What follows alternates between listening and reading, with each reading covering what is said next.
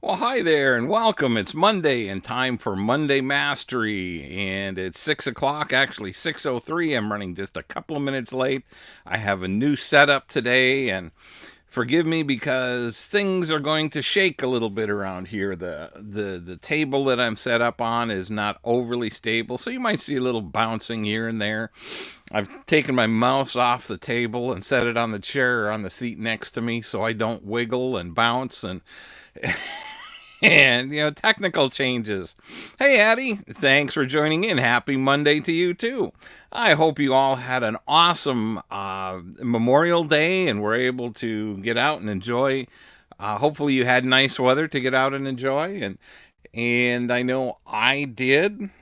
To a certain extent, I was traveling last weekend, and I am now in northern Wisconsin for 4.5 months till sometime in October.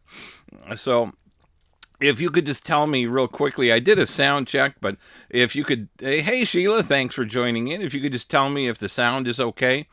I don't want to be blasting you out, but then again, I don't want it to be too quiet either. So, if you could just tell me if it's okay or not, if I need to turn it up or turn it down, that would be fantastic. It's a beautiful day up here. Thanks, Addie. I appreciate that. It's a beautiful day up here, and it was a nice trip. I hope you all had a great weekend. Thanks, Phyllis. Thanks for joining in, Nancy. Rock and roll. I like it. So anyway, the topic I wanted to talk about, and this is one that's near and dear to my heart recently. So, is love sufficient to sustain a long-term relationship?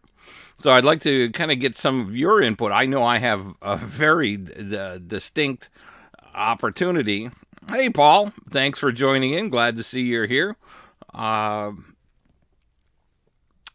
Shar, thanks for joining in. Glad you're here also.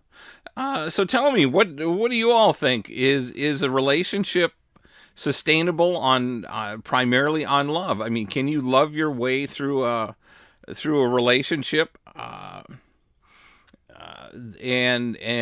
make it last? And Addie says, I don't think it's enough. Why, Addie? What's and I may be baiting you here, but uh, I've got a very opinionated thought here, and I've had when I posted the subject today, I did get one response from let me see if I can find that real quick, and then I can read it exactly from the quote. And let's see. Just bear with me for a second here.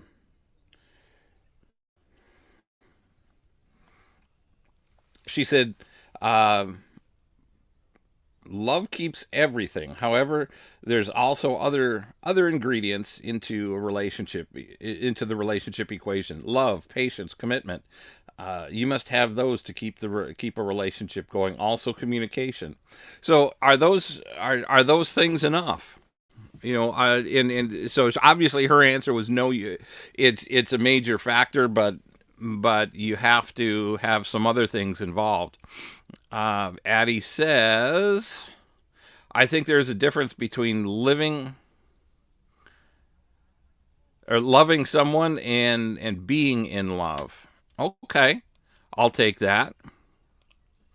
And Sheila says, I don't think so. I think it takes a lot of hard work. Love alone isn't going to work. And yeah, Addie, I got it. Thank you. Um, and and and let's see. Shar says, I think it is important to really love your partner. We really loved each other, even though some days we didn't like each other. I'm sorry. I just put eye drops in because my allergies are going crazy. Didn't like each other very much and had some bumps and hurdles, but I still believe our committed love carried us over the rough spots. In fact, we had that conversation that our love was more important than all the inevitable bumps in the road. That's interesting, Shar. Um, did you have things in common? I mean, did you have likes or dislikes, or was love the only thing involved in your relationship? See, and where I'm coming from today is I just ended a relationship a little over a week ago, and as much as I loved her, and I think she loved me, um, there were things in that relationship that were so there were some red flags. Let me share that. And there were some things that were just incompatibilities. And some of the things I thought we had ironed out when we actually started dating a second time, uh, but it turned out that we didn't. And so consequently, before I get too far down that road, let's see what Nancy has. The scripture comes to mind, Corinthians 13, love never fails. No, it doesn't. I believe that's correct, Nancy. But is it enough to sustain, in and of itself, to sustain a relationship? And Shar says we had strong respect for each other and knew that there would always be troubled waters, but we were committed to the relationship. Okay, but I guess I still am going to circle back on you, Shar, and say, did you have things that you enjoyed doing together? Did you have were there common interests, common goals, common likes, common dislikes, or was it all just based on love and no other real connections? Did you have a spiritual connection, or were you on the same page spiritually? Did you have an intellectual connection? Were you able to talk about virtually anything and everything? Did you share similar morals and values? And that's kind of where I'm leading down this, where I'm leading you on this path. And you're right. There are going to be troubled waters. It doesn't make any difference how strong your relationship is, how strong your love is. Life is going to happen. Life is, it's going to throw you curveballs. There are going to be things that you don't expect, and things that you can't even plan for. You can't consider. Somebody loses a job or changes jobs. Somebody gets sick, somebody comes down with a disease, cancer, or whatever it is. And, there's going to be stressors, family members die.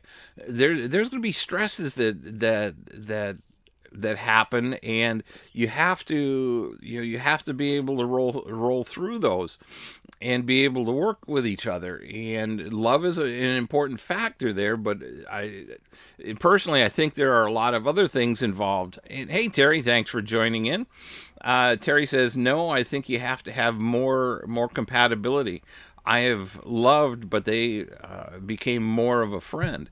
And that's kind of what I'm alluding to here. That and I'll even go as far as say that you can love someone to the ends of the earth, and it's still not enough. They could, in some of the people that I've worked with and that I've coached, they're with someone that has a narcissistic personality, or narcissistic personality traits, and they can be absolutely horrendous to you, and they can beat you down, and they can verbally abuse you. You could be in a physically abusive relationship. You still can love those people, and but it doesn't mean it's going to be a healthy, worthwhile relationship unless you want to continue to stay in an abusive relationship. And so I think we have to think long and hard about the people that we're in a relationship or that we enter into a relationship with, because there are so many factors. I truly believe, number one, you have to be emotionally and mentally healthy to walk into a new relationship. You have to work through your past, and you have to work through your past relationships. There's there are, you have to get over the hurt. You can't carry anger or hostility or a broken heart into your next relationship without potentially damaging the next relationship, or without damaging your dating success. So there are a lot of, you have to keep those things in mind. And I firmly believe that you need to know exactly what you're looking for. More people can tell me when we first start talking. More people can tell me what they don't want in a relationship than what they do want. And I keep going back to the fact that you have to be crystal clear about what you want, and you get what you focus on. So if you're focusing on all the negative things or all the things you don't want, well, guess what? You start finding everywhere.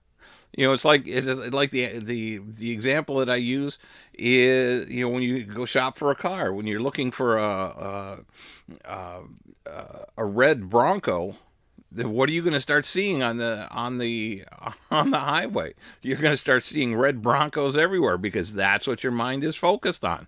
Okay, and Shar says we did have a lot of commonality. Things we both enjoyed, not always things we both believed. Al went to church because he knew it was important to me, but he actually became a real believer. We had different political views, but not dramatic differences like toxic times today. We both are willing to listen to another point of view and respect that. But he also had a change of heart there, and took a different stance, more aligned with mine. I did not bludgeon him into that.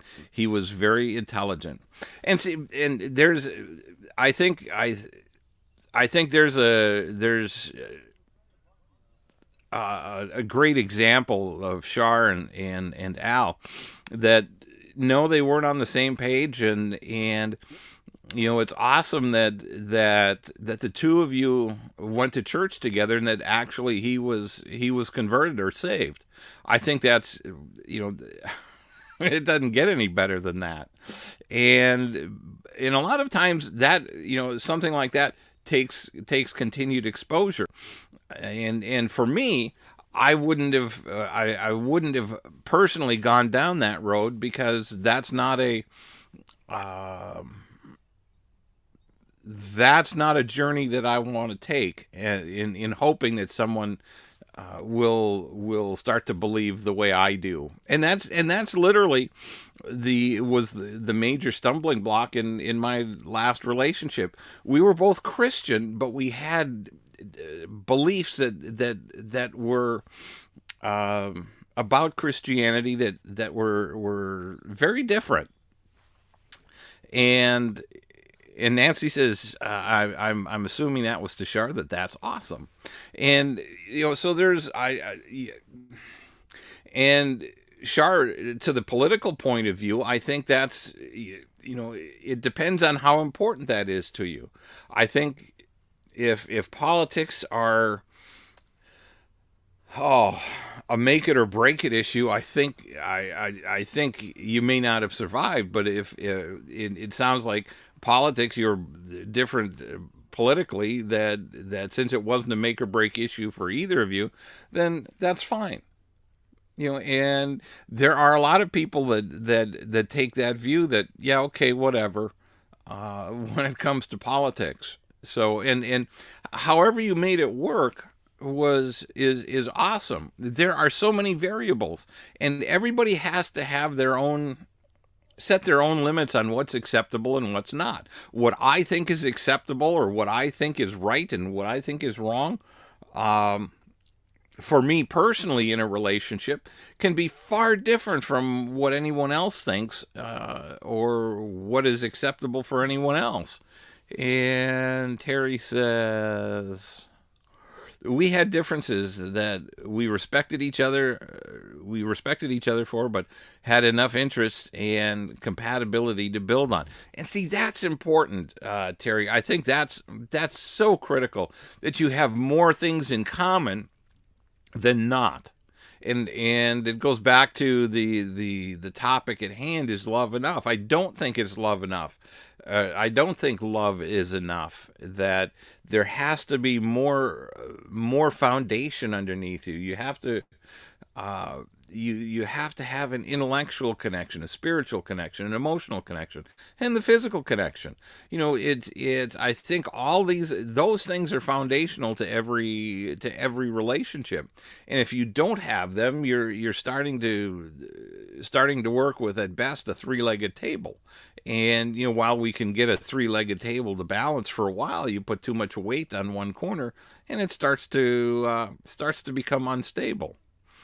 And Shar says, we never argued politics. He just said his party left him. And that, there's a lot of that on both sides today. So Shar also says he did not believe in the path they were on and could not walk with them.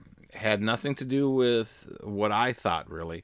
Well, and those are aspects that people develop as we age. I found as we age, we start to view life in general and certain topics specifically in a different way because of our life experiences. And as an 18-year-old, and I'll stay on the topic of politics. As an 18-year-old, I voted one way, and the way I vote today is very different from the way I voted almost 50 years ago.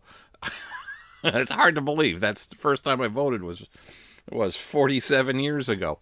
And so but the idea is, again, fundamentally, I believe that love is not strong enough to carry you through.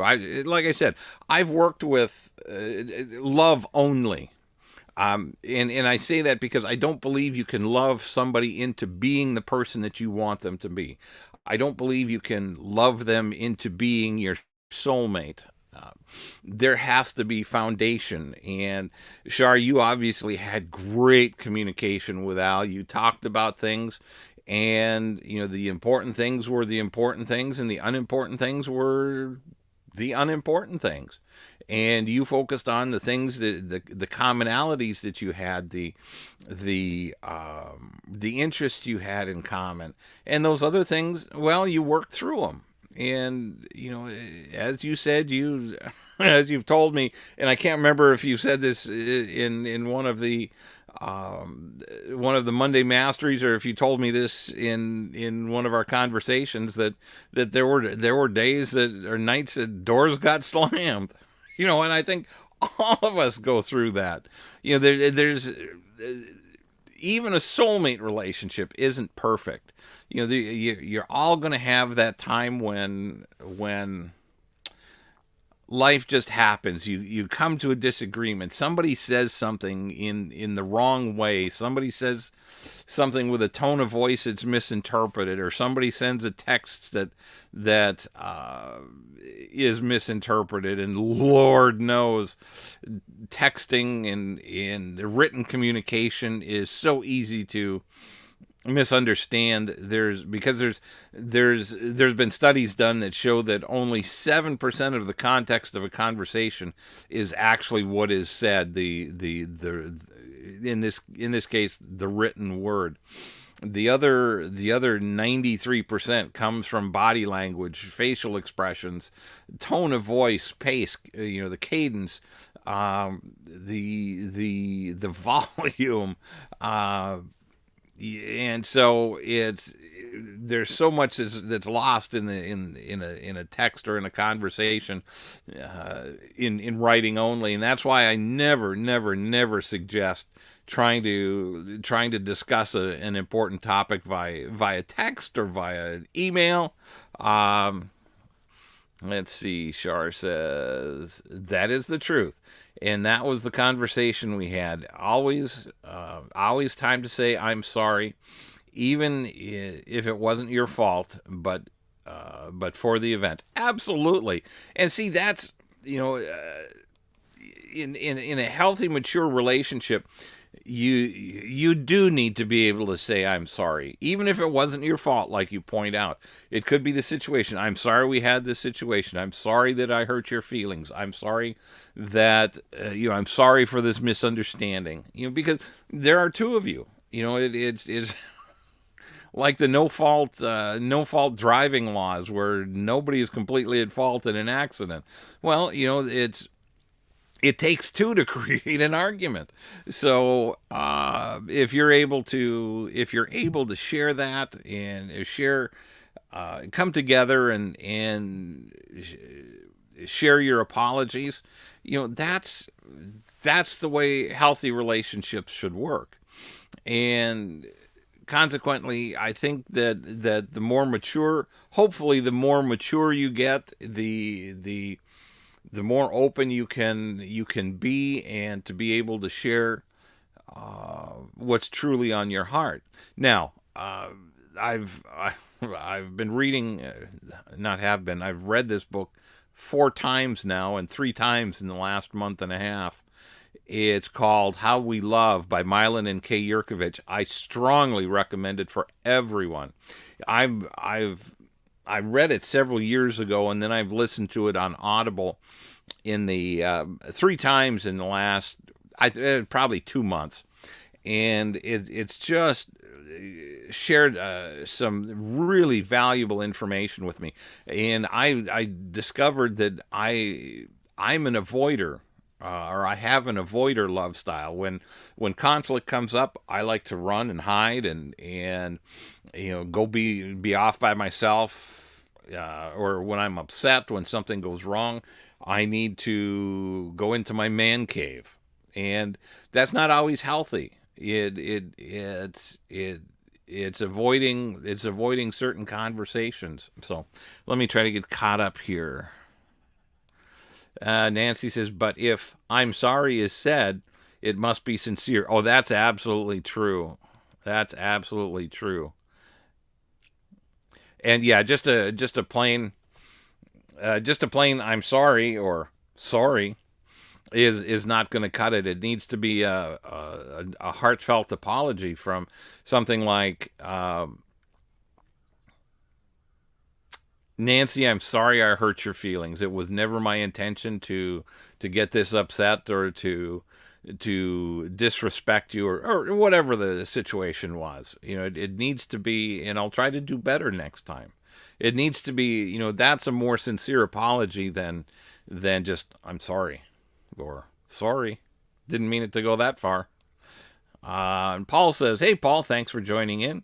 As I got older, I realized not to sweat the small stuff. Strong love is giving lots of grace, too. Absolutely. I think that's a great observation, Paul. Absolutely. There's there has to be some leeway in every relationship. It can't all be cut and dried. There are going to be or black and white. There's going to be some gray areas that as I started to say earlier in the relationship that I just ended, there were some things that I didn't agree with, but I went along because, number one, I loved her. Number two, it wasn't that big a deal. It was easy for me to change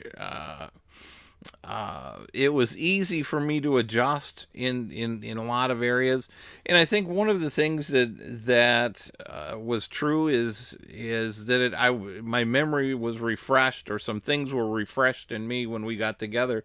That there were a lot of things she wanted me to do that I didn't care to do, but I did them because I cared. And when you get into a relationship like that, it's easy. While you may be expected to do certain things that you really don't want to do, they become so much easier when you do it out of love and caring for someone. But that doesn't mean you need to ignore the red flags. It doesn't mean that just because you love someone, that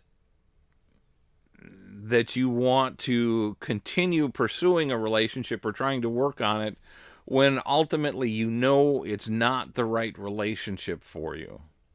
You can both want it to work, but if there are too many red flags, too many obstacles, too many hurdles, it's in my opinion, it's far better to walk away and search for a healthier relationship than to continually be butting heads, and trying to force a, a, a square peg into a round hole. And Nancy says, love them enough to let the relationship go. Yes, and just and again, there are I've met several women, several women, and that I just absolutely love. I'll love them for the rest of our life. It doesn't mean that I can have a healthy relationship with them. There are too many differences, and so I think you have to look at those situations, and like you say, love them enough to let them go. Because if you're not happy, if you're not satisfied, if it's not an extraordinary relationship, I don't care how much you love them, there's always going to be something missing. There's always going to be a part of you saying, I love him to death, or I love her to death, but I'm just not satisfied. I'm not fulfilled. Now, I'm not talking about being in a marriage and walking out of a marriage. I'm talking about being in a relationship, or in a dating relationship where you have that option to keep looking. And I think that's early on. You have to be continually looking, continually examining, and not to be looking for fault. I don't want anybody to think that you need to be continually looking for fault in your partner. But when things happen, when you start to recognize, yeah, this isn't good. This isn't going to be healthy for a long-term relationship. When there are differences, and this was not a make or break point in my last relationship, and I'm sorry to keep coming back to that, but it's so relative to what we're talking about. She didn't understand my sense of humor. I can be silly, I can be sarcastic, I can be slapstick, and I would read something to her, or I would share something with her, and she just looked at me with a deadpan face and said, "I don't get it." And it was like, "Oh, really? How could you not laugh at that?" And so, that again, that's not a make or break. At least not for me. It's nice to have somebody that's on the same page, humor wise, but for me, it's not necessarily make or break. And again, it may have been a little more of a jab to me, because that was a problem with my ex-wife. She just didn't like my sense of humor, and so consequently, I was starting. That was a flag that was starting to come up, and it was a yellow flag. That we're not on the same page, humor wise, and all of a sudden I'm starting to think, oh, not this again. Let's see. Let me try to get caught up here. Uh, Terry says, I agree. I've been there with someone I was dating. And not funny. Sorry. Um, yeah, apparently I'm not funny. And or not as funny as I think I am sometimes. And that's okay. I enjoy my sense of humor, and it's not everybody's cup of tea. My favorite movie, or one of my favorite movies, is Young Frankenstein, and with all the, and some of those great movies, the Mel Brooks movies, you can't even make anymore, because society is so judgmental, and so harsh, and uh, so cancel culture is what I'm trying to say. Um, okay, I'm getting clarification. Nancy says, "Yeah, it was funny." So anyway, see, and that's what I mean. You write something, and just without the context of the voice, or facial expressions, or her laughing in the background, I thought maybe I said something that was offensive. So, which wouldn't be beyond the realm of possibilities here. So I admit it. It is what it is. So, but the whole point here is that, and is that, in my, to steal a phrase, never to be humble opinion, is, you need more than love. You have to have the foundation for a strong relationship. You've got to build on the fundamentals, the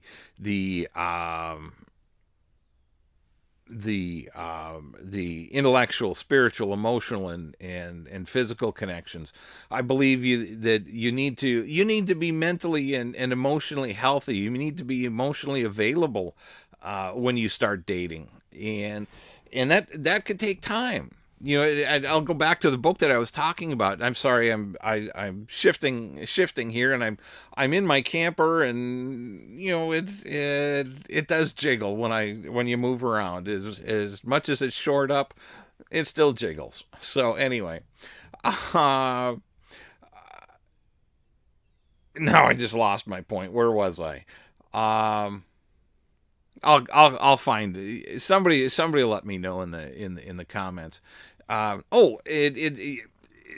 It takes time. And the book I was reading, How We Love, it taught me that I have an avoider love style, and there are characteristics that when it comes to disagreements, I tend to walk away from those disagreements, and hide, or to not talk about them, and build up anger and hostility, and I don't mean, like I'm crazy angry mad, but hurt feelings, and then I go away and come back, and then things start to smooth out, and without me ever saying a word, and that's not fair to my partner. So it's taking me some time to work through those issues. So, to my point, it's always important to keep working on you to be emotionally healthy as possible.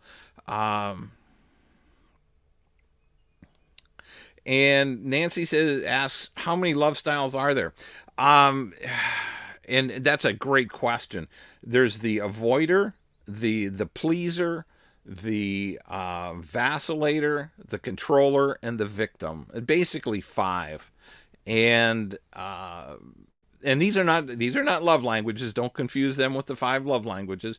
But these are the premise of that book is that we're all imprinted from our youth by uh, how our parents loved, and the household we were brought up in. And one of the key questions that they ask, and this is a couple that does marriage counseling, marriage therapy, and the book is written basically for couples that are married, in helping them work through their issues. And what they found is that each individual's love style tends to contribute a certain dynamic to problems, and without working on it, without understanding it, these problems build and build and build until you're ready to walk out of the marriage. So let me try to get caught up here. Shar says, you're right that does not help, because most women, myself included, want to talk it through. Yeah, exactly. And there's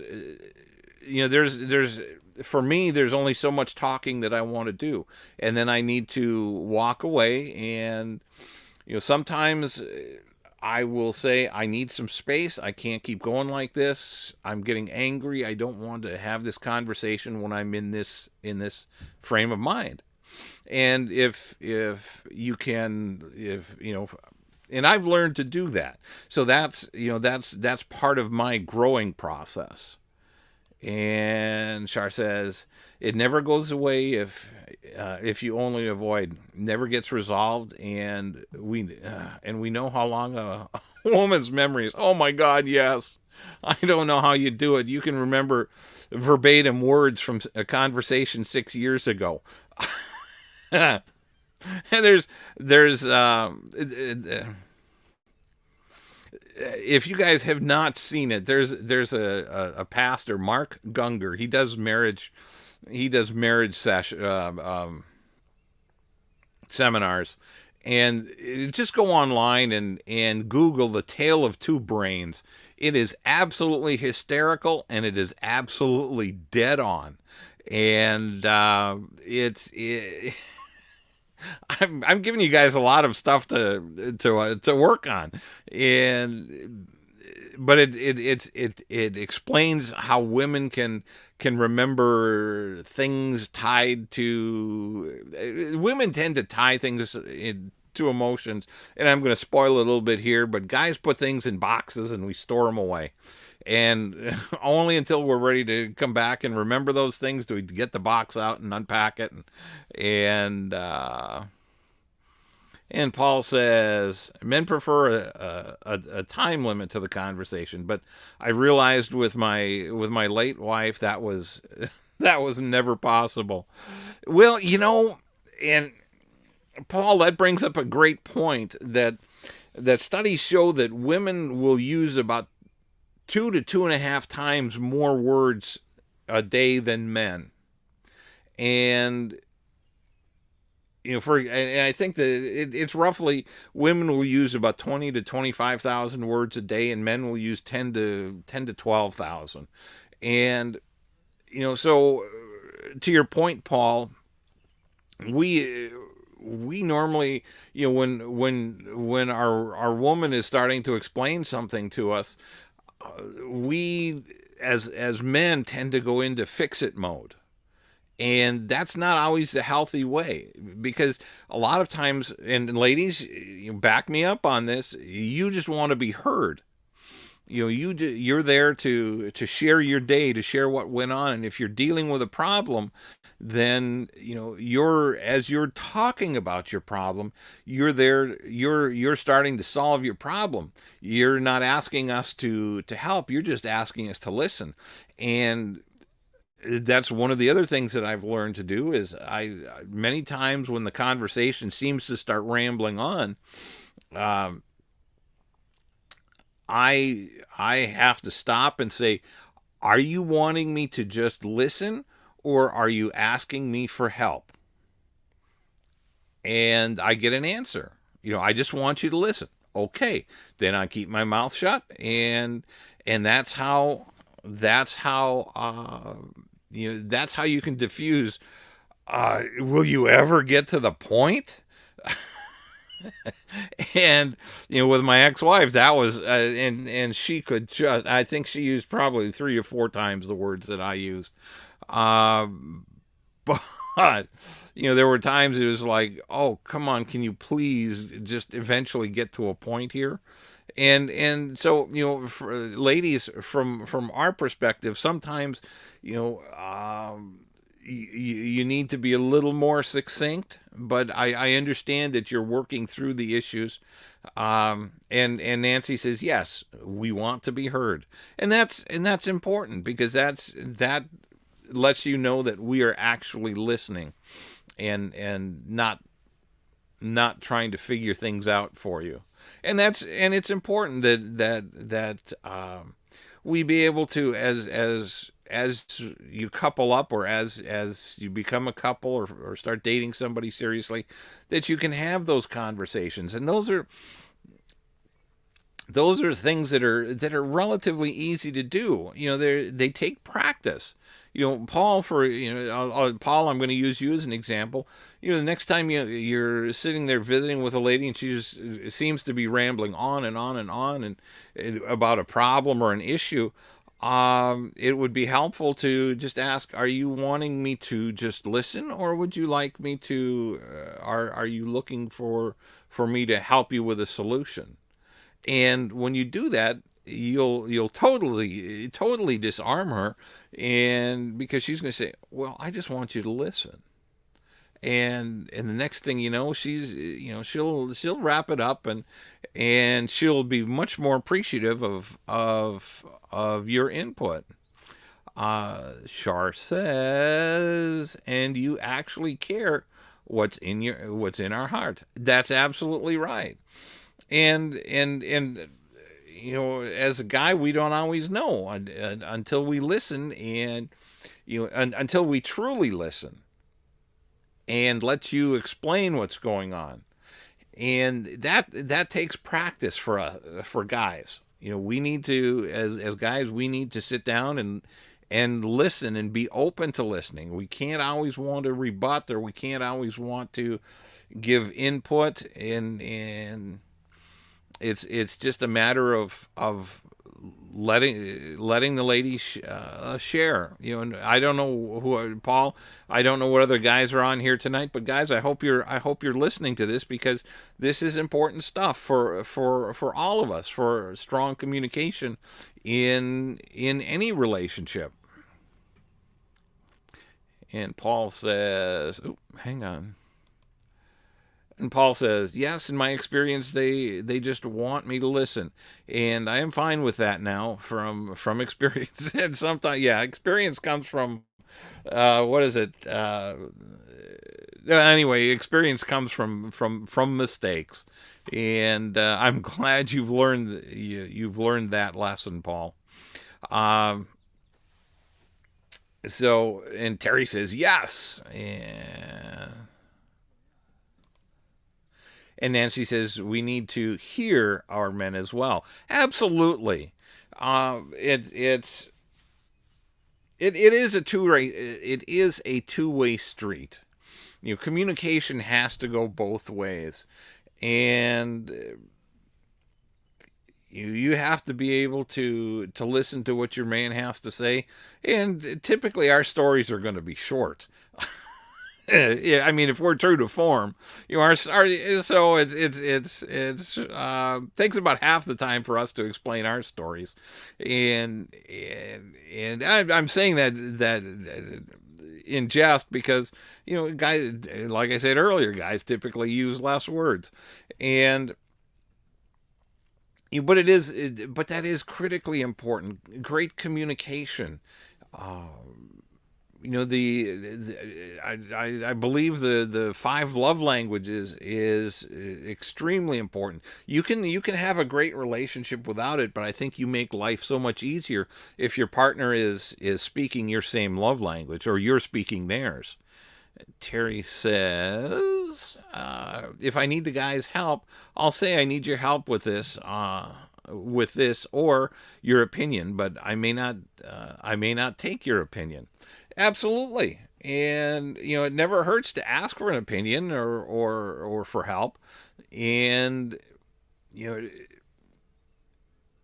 because sometimes we're going to approach things differently.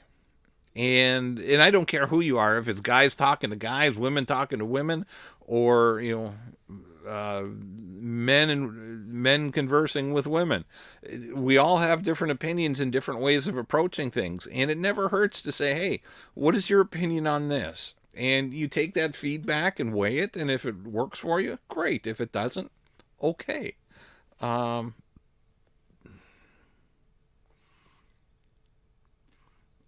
Paul says he's laughing. All right, I'm glad.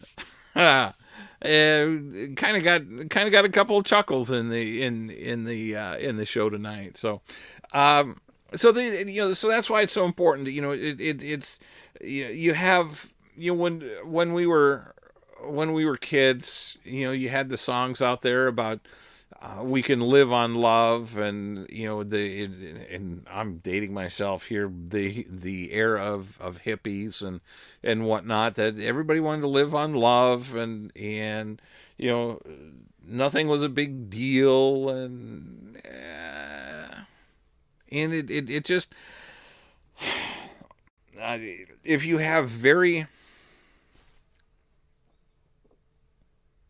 I don't want this. I don't want to set off a thunder, a lightning strike on me here. But if you have very low expectations of a relationship, and I don't necessarily mean that in a derogatory way, but if you don't expect much out of a relationship, I guess you can get away with love as the major component.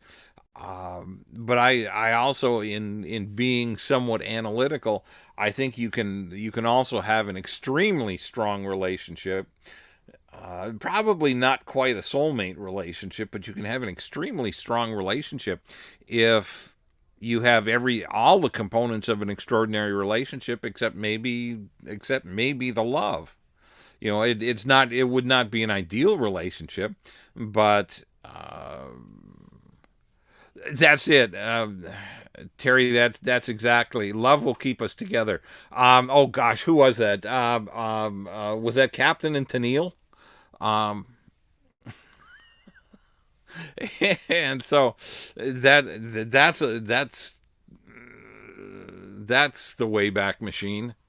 Um, I think you can still, like I said, I think you can still have a terrifically strong relationship that may not have a significant amount of love, or may not have a deep love involved.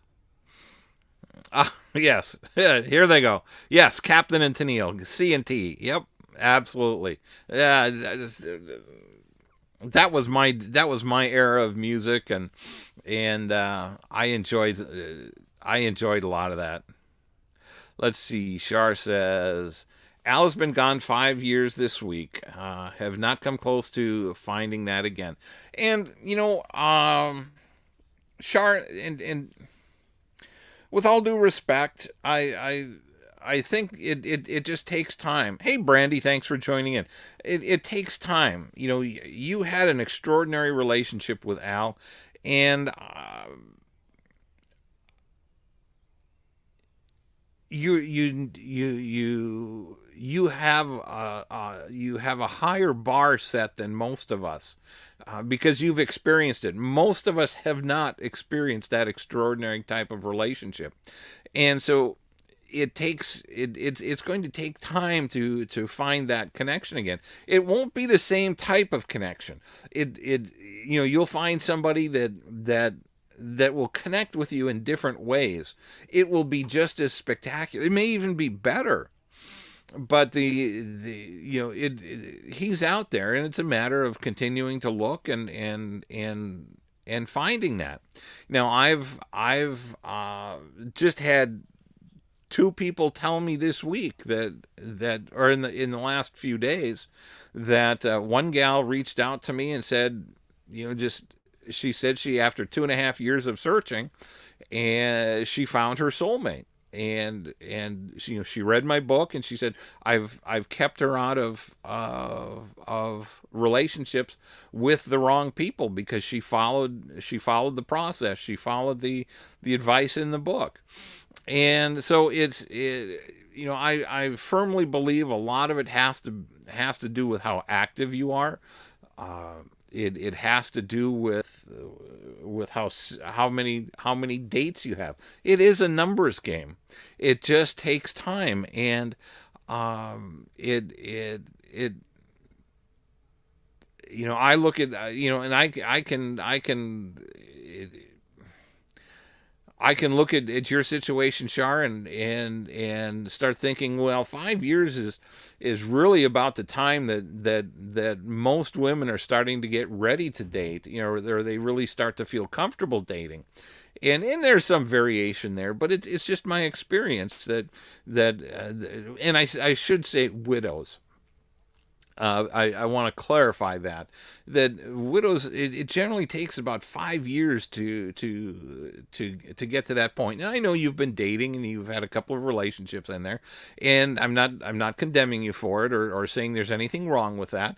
But my experience shows that it just, to get emotionally ready and open to the whole process in general, it takes about 5 years for widows.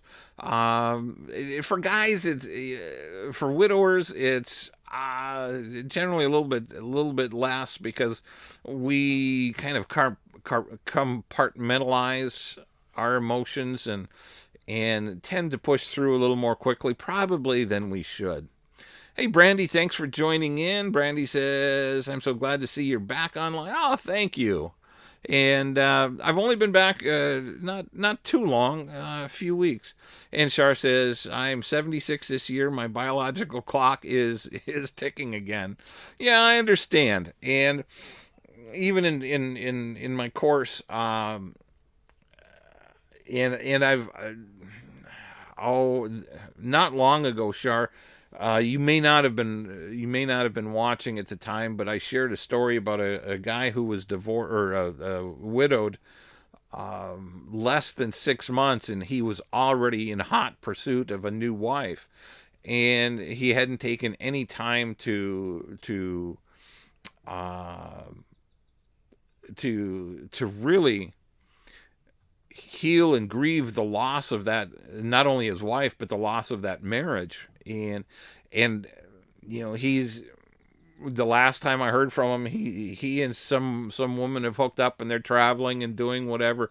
I don't know how good the relationship or how poor it is. I can't help but believe that relationship will eventually come apart. I mean, I wish him all the best. Don't misunderstand me. Maybe he's the exception to the rule. But the point I'm trying to make here is, don't let age become a um don't let age become a trigger for you, saying, oh, I got to do this, and you end up settling for less than extraordinary. If anything, if age is a major concern for you, date more. and I know may sound tacky, but you start dating more, because it is a, yeah, and you're right, it can be a motivator, but get out and date more. And I know that's a lot easier than it sounds, but it's a fact. It is a numbers game, and I don't want to call dating a game, but it's all about the numbers. That the more people you date, the sooner you're going to, assuming you're emotionally healthy and you're crystal clear about what you're looking for in a relationship, the more people you date, the sooner you're going to find your extraordinary relationship. Let's see.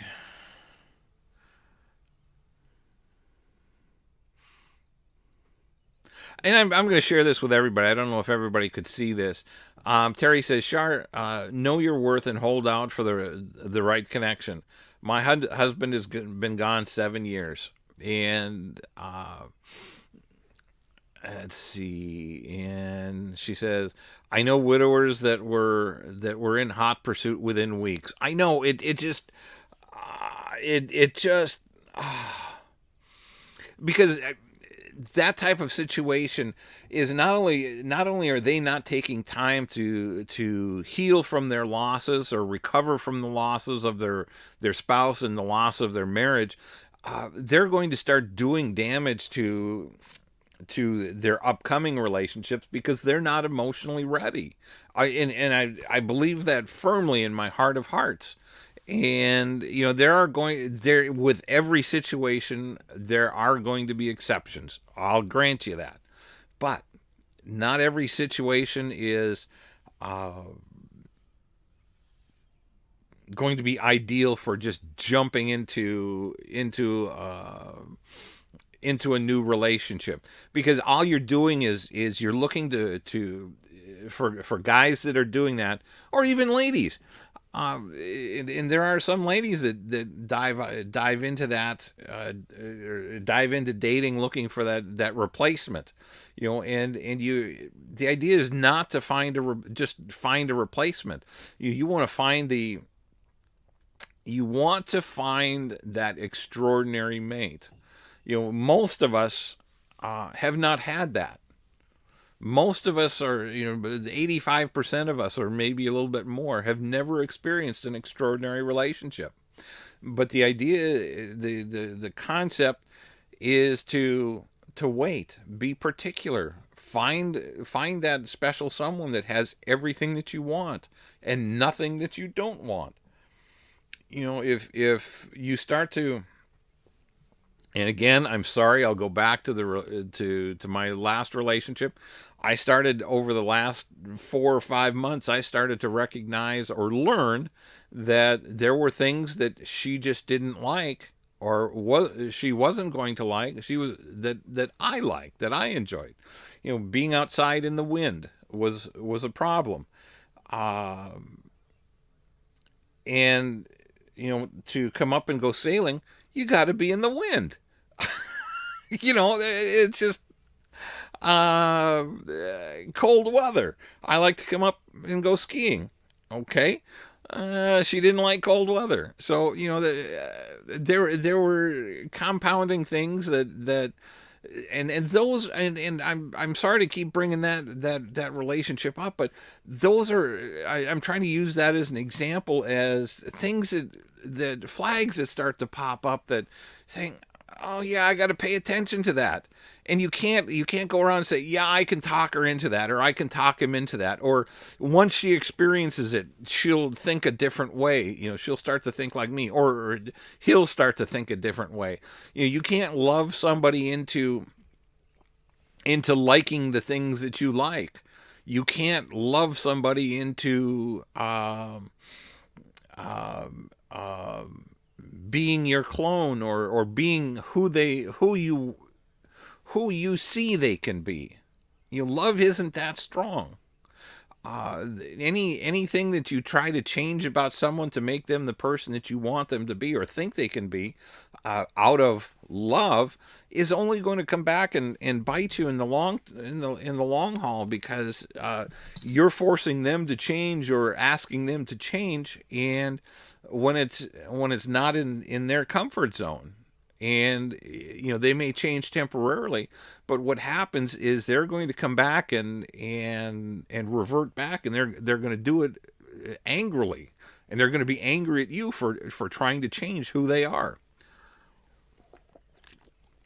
And we should never try to change who someone else is, no matter how much good you see in them or how much potential you see in them. It's not for us to change them. What we should be looking for is someone that meets our criteria up front. And they will actually bring more to the table than you actually expect, or than you're actually looking for. Let me get this real quick. Paul says, grief definitely takes time. Absolutely. Hey, Glenn, thanks for joining in. The older we get, the harder to find that person. I will partially agree with you on that. And I think only because we're more specific, or we should be more specific about the person that we're looking for. In our younger years, in our 20s and 30s and even 40s, we didn't have the knowledge and of what we like and what we didn't like, especially in your 20s. You don't know what you like, you don't know what's important. That only comes with time and maturity, and a lot of times when couples get together in their 20s, they grow and they mold together, or they grow and they drift apart. It varies from couple to couple, but if it's like most couples, 40% of those couples that get together early on end up drifting apart, and even the 60% that stay together, there's only about 12 or 15% of those that are actually in really strong, healthy relationships. A lot of them just settle and say, yeah, okay, well, we're here, so it's not that bad, so I'll just keep plugging away. And Terry says, I'm specific. I want a dance partner and a travel partner. There you go. I'm guessing there are more specifics than that, but those are the fundamentals. Those are some key traits that Terry's looking for. So you have to be crystal clear. You have to know what's important to you. You have to know what your deal breakers are. You have to know what your must-haves are. And with that, I'm going to kind of wind down. We're at an hour already, and just that was a fast hour. I want to thank. There's several of you on here that are my beta testers for Dating Made Simple Academy. And dating is basically a simple process. It just isn't easy. It takes a lot of effort, and it takes time. So, but the dating, I want to thank you, beta testers. If for those of you that are on here, if you haven't joined the Facebook group yet, Dating Made Simple Academy, please do that. And for those of we'll have a Zoom call on Thursday at 7. And for those of you that are not beta testers, that are just learning about Dating Made Simple Academy, it's a course. It's an online digital course that I've put together to help you walk through a lot of these things that we're talking about and sharing, and helping you become an intentional dater, helping you stop jumping from relationship to relationship in search of that right one, without having all of the steps in place, or all the steps in the process in place. You may know kind of what you want, you may kind of know what you don't want, but there's so much more to it that to being emotionally healthy and available to dating, and to be able to help you get out there and date confidently. So anyway, I hope that this was helpful for everybody today, and you're welcome, Glenn, and I will see you next Monday on Monday Mastery. I hope you all have a great and blessed week. I love you guys. I'll see you next week.